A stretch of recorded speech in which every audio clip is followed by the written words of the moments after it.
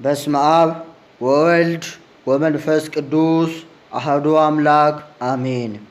ገድለ አቡነ ገብረ መንፈስ ቅዱስ ክፍል 5 ምዕራፍ 21። ይህን ቃል ኪዳን ያገኘ አባታችን አቡነ ገብረ መንፈስ ቅዱስ በረሲያን ሰዎች ምክር አልሄደም፣ የኃጥአንን ጎዳና አልተከተለም፣ በካዲዎች ሸንጎ አልቆመም፣ ፈጽሞ ሸሸ እንጂ።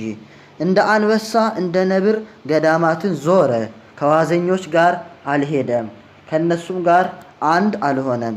በፍቅርም አልተሸነፈም፣ ሙሉ ቀንና ሌሊት ይተጋ ነበር እንጂ። የዳዊትን መዝሙር ያነብ ነበር፣ ከመላእክትም ጋር ምስጋናን አስተባበረ። ስለዚህም ደስ አለው። በዚህ ዓለም 100 እጥፍ ዋጋ ስላገኘ፣ ፍሬውም ከደይን የወጡ ኃጥአን ናቸው። ስለ እነሱ ደስ የሚለው እሱ ብቻ አይደለም፣ ጻድቃን ሰማዕታትም ከእሱ ጋር ስለ እነሱ ይደሰታሉ እንጂ።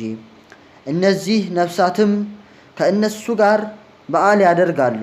አባታችን በቅዱሳት መካናት ስለ ኃጥአን የሚያደርገውን ምልጃ ፈጽሞ ወደ ኢየሩሳሌም ይገባል፣ ሥጋውን ደሙንም ይቀበላል።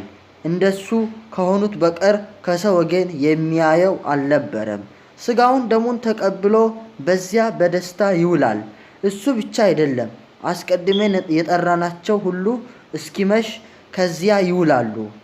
12 ሰዓት ሆኖ ቀኑ በመሸ ጊዜ በአባታችን ጸሎት የተማሩት ነፍሳት መላእክት አውጥተው በክብር በምስጋና በብዙ እልልታ ወደ ደስታ ገነት ያገቧቸዋል።